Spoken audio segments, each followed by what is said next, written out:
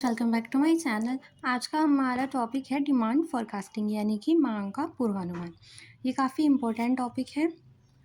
Demand forecasting refers to the process of estimating the future demand of a product or service based on past data, present market trends and future expectations. यानी कि मांग पूर्वानुमान वह प्रक्रिया है जिसमें किसी वस्तु या सेवा की भविष्य की मांग का अनुमान लगाया जाता है जो पिछले आंकड़ों, वर्तमान प्रवृत्तियों और भविष्य की संभावना पर आधारित होता है। यानी कि पहले क्या आपके पास क्या डेटा है उस अकॉर्डिंग कि पिछली कितनी सेल हुई थी, फिर इस बार क्या ट्रेंड चल रहा है, मार्केट कैसा है, और फ्यूचर में क्या आप एक्सपेक्टेशन करें कि जो प्राइस है चीज़ों का वो बढ़ने वाला है, घटने वाला है। उस बेस पर हम अपनी डिमांड को फोरकास्ट करते हैं। इसकी डेफिनेशन दी है प्रोफेसर इवान जे डगलस ने। Demand forecasting is an estimate of sales in advance for a specified period under given conditions. यानी कि मांग पूर्वानुमान एक निश्चित अवधि के लिए दी गई परिस्थितियों में बिक्री का अनुमान है। यानी कि क्या है, आप जो डिमांड फोरकास्ट करते हैं आप वो एक पर्टिकुलर टाइम पीरियड के लिए होता है और वो एक कंडीशंस दी जाती हैं। यानी कि अगर अचानक से जैसे कि कोई पैंडेमिक आ गया तो आपके उसमें चेंज हो जाएगी। तो जो आपकी जो परिस्थितियाँ हैं यानी कि कंडीशंस हैं वो सब सेम होनी चाहिए। उस आधार पर आप अपनी डिमांड को फोरकास्ट करते हैं कि बिक्री का पूर्वानुमान लगाते हैं। उसके बाद इसकी विशेषताएं क्या होती हैं? It is future oriented and estimates upcoming demand. यानी कि क्या करें, भविष्य की ओर केंद्रित है और आने वाली मांग का पूर्वानुमान लगाता है। क्योंकि आप पहले तो नहीं लगा सकते कि आपने पिछली से मतलब अगर आप पहले लगा रहे हैं तो वो आगे आने वाली का ही होगा क्योंकि पिछली सेल आपकी हो चुकी है। तो आप क्या करें, फ्यूचर के लिए अपनी स्ट्रैटेजी बनाते हैं इस आधार पर। उसके बाद it is based on scientific methods and data.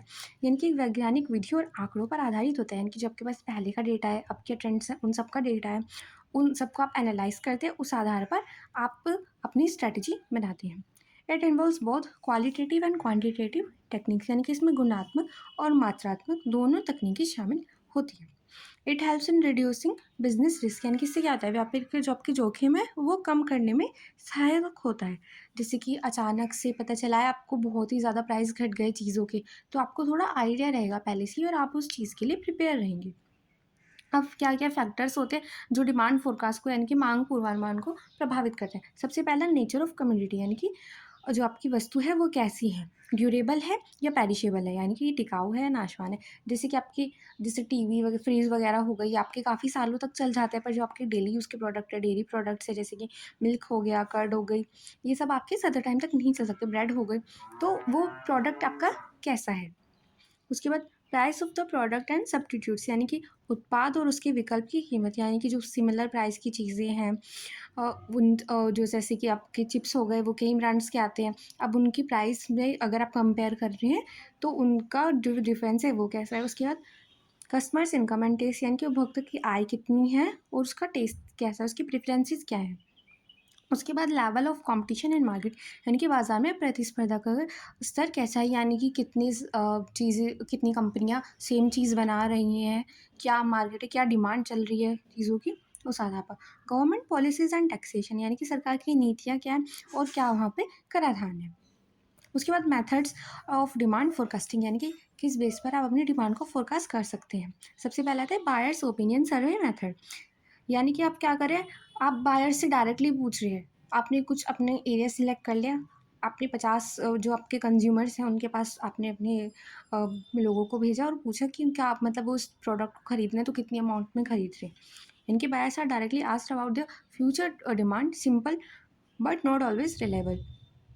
यानी कि ये खरीदारों से जाके सीधा पूछ रहे हैं, ये सरल तो है पर हमेशा सटीक नहीं है। हो सकता है कि वो सोचे आप इसी कंपनी के व्यक्ति हैं, तो उस टाइम वो आपको कहते हैं कि हम प्रोडक्ट खरीदेंगे बट फ्यूचर में ऐसा ना हो, तो इसलिए ये इतनी ज़्यादा रिलायबल नहीं है। उसके बाद आते हैं कलेक्टिव ओपिनियंस मेथड। सेलर्स और salesman gives their opinion about the future demand useful as they know the market closely. यानी कि विक्रेताओं से अपने सेल्समैन से अ, उनकी राय लेते हैं कि भविष्य में मांग कैसी होगी, और ये ज़्यादा आपके लिए उपयोगी है क्योंकि वे क्या करें, बाजार को नज़दीक से जानते हैं। यानी कि उनको मार्केट के बारे में ज़्यादा नॉलेज है, तो वो आपको ज़्यादा बेटर बता पाएंगे। उसके बाद आता है एक्सपर्ट्स ओपिनियन मेथड। यानी कि आप क्या करें, यहाँ पे एक्सपर्ट लोगों से पूछ रहे हैं जो उस चीज़ में स्पेशलिस्ट हैं। स्पेशलिस्ट और experience expert predict demand mostly applied for new products, यानी कि ये किस लिए यूज़ की जाती है, जब आप कोई नया प्रोडक्ट ला रहे हैं मार्केट में तब आप ऐसा करते हैं, क्योंकि वहाँ पे आपके पास ऑलरेडी उस प्रोडक्ट के ना तो कंज्यूमर है, ना ही आपके सेलर्स को या सेल्समैन को उसके बारे में पता है, क्योंकि वो प्रोडक्ट अभी नया है। तो वहाँ पे आप एक्सपर्ट से पूछते हैं कि अगर हम इस तरह का प्रोडक्ट मार्केट में ला रहे हैं तो क्या उसकी डिमांड हो सकती है। उसके बाद आता है ट्रेंड प्रोजेक्शन मेथड, यानी कि past sales data study to estimate future demand through statistical trends, यानी कि आप क्या कर रहे हैं, जो आपकी पिछली सेल्स है उसकी आप डेटा को एनालाइज कर रहे हैं और उस आधार पर देख रहे हैं कि आपकी जो इस साल की डिमांड है वो क्या हो सकती है, यानी कि फ्यूचर की डिमांड। जैसे कि आपने पिछले साल 5,000 यूनिट बेची हैं, बट वहाँ पे क्या क्या कंडीशंस थी, उस आधार पर आप अपने एनालाइज करके वो अपना फोरकास्टिंग कर रहे हैं। उसके बाद आती है approaches for demand forecasting of new products, यानी कि अगर नई वस्तु है उसके लिए मांग पूर्वानुमान की क्या क्या पद्धतियाँ होती हैं। सबसे पहले आती है इवैल्यूएशनरी अप्रोच। यहाँ पे आपने क्या किया, वो प्रोडक्ट पहले से ही मार्केट में था, आपने उसका एक अपडेट वर्जन बना दिया है। Past product performance is study to elicit new products demand, यानी कि पिछले उत्पाद के प्रदर्शन के आधार पर नए उत्पाद की मांग का अनुमान, यानी कि उस जैसे ये मान लीजिए कि पहला आपकी कंपनी कोई फ़ोन बनाती थी, अब आप उसमें ही अपडेट करके लाए हैं एक नई अच्छी वर्जन के साथ फ़ोन, तो आप क्या कर सकते हैं, अपनी पिछली सेल्स के अकॉर्डिंग एनालाइज कर सकते हैं कि आपके नए प्रोडक्ट की क्या डिमांड होगी। उसके बाद आता है सब्सटीट्यूट अप्रोच, यानी कि सिमिलर प्रोडक्ट्स के demand is forecasted by company with substitute goods in the market, यानी कि आपने अपने कोई जैसे कि चिप्स की कंपनी है, आपने भी चिप्स बना रहे हैं, तो आप क्या कर सकते हैं, दूसरी कंपनी की सेल्स के अकॉर्डिंग आप एनालाइज कर सकते हैं कि आपके प्रोडक्ट की क्या मांग होगी।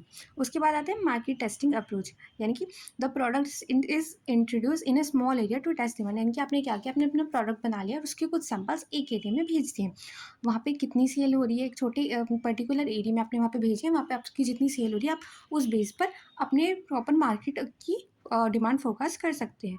उसके बाद surveys of buyers intention approach, यानी कि आप क्या कर रहे हैं, यहाँ पे आप बायर्स के पास जा रहे हैं, खरीदारों के पास जा रहे हैं, उनसे डायरेक्टली पूछ रहे हैं कि क्या वो आपके प्रोडक्ट को खरीदना चाहते हैं या नहीं, और उस बेस पर आप अपनी स्ट्रेटेजी बनाते हैं। उसके बाद एक्सपर्ट्स ओपिनियन, यानी कि आप क्या करें, पहले की तरह जैसे हमने अभी पढ़ा है कि आप, क्योंकि आपके प्रोडक्ट के बारे में लोगों को इतनी नॉलेज नहीं है, तो आप एक्सपर्ट से पूछ रहे हैं कि आपकी जो डिमांड है वो क्या हो सकती है, वो अपने एक्सपीरियंस के बेस पे आपको बता सकते हैं।